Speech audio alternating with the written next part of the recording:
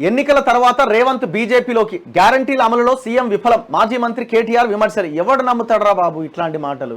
నువ్వు ఇట్లాంటి మాట ఎవడు ఏదన్నా ఒక వాదన తీసుకొస్తే అది ప్రజలు నమ్మడానికి అవకాశం ఉండాలి. ఇప్పుడు అది జరగకపోయినా ప్రజలు కొంత ఆలోచించి అవును కావచ్చేమో అవుతుందేమో అని అనుకునే విధంగా లీడర్ల యొక్క మాటలు ఉండాలి.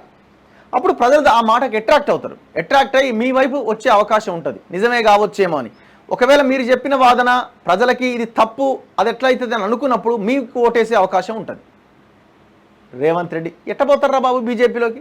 బీజేపీ కాంగ్రెస్ ఒకటే అంటాడు ఒకడు, రేవంత్ రెడ్డి బీజేపీలోకి పోతాడంటాడు ఇంకొకడు. ఈయనే అన్ని మాటలకి ఈయనే ఆద్యుడు.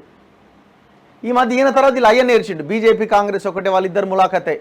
వాళ్ళు దేశంలో బద్ద శత్రు పార్టీలు. ఆ రెండు పార్టీలు కలిసినే పోటీ చేస్తున్నాయంటే ఎవడైనా నమ్ముతాడా? కాంగ్రెస్ బీఆర్ఎస్ కలిసి పోటీ చేస్తున్నాయనంటే ఎవడైనా నమ్ముతాడు? బీజేపీ బీఆర్ఎస్ పోటీ చేస్తున్నాయంటే ఎవరైనా నమ్ముతారు? ఒక జాతీయ పార్టీ ప్రాంతీయ పార్టీతో లోపాయికారి ఒప్పందంతో పోటీ చేస్తుందంటే నమ్ముతారు. అదొక అర్థం ఉన్నది.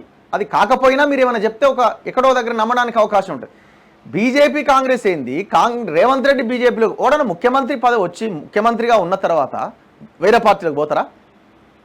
అరే నువ్వు పార్టీని నాశనం చేయకయ్యా బాబు, ఉన్నదాన్ని ఉండని. పాపం ఏదో తెలంగాణ కోసం కొట్లాడిన పార్టీ, తెలంగాణ కోసం వాళ్ళు ఏదో నిర్మించుకున్న పార్టీ.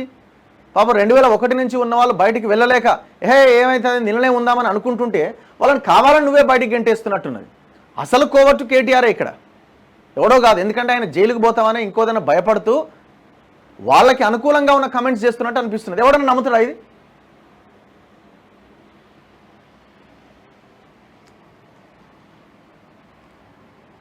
ఏడైన ప్రచారం మల్కాజిగిరి అట. ఈ మల్కాజిగిరిలో మీద 3వ ప్లేస్ అయ్యా బాబు. ఆల్రెడీ చేతులు ఎత్తేసిండు, ఎందుకు తిరుగుతున్నాం? అక్కడ క్యాండిడేటే చేతులు ఎత్తేసిండు. ఇక్కడ మల్లారెడ్డి ఏడి? నీ మల్లారెడ్డి ఉన్నాడు ఆయనలో? మల్లారెడ్డి అంటుండే ఈటల రాజేందర్ గెలవాలి, ఈటల రాజేందర్ గెలుస్తాడని. అయిపోయి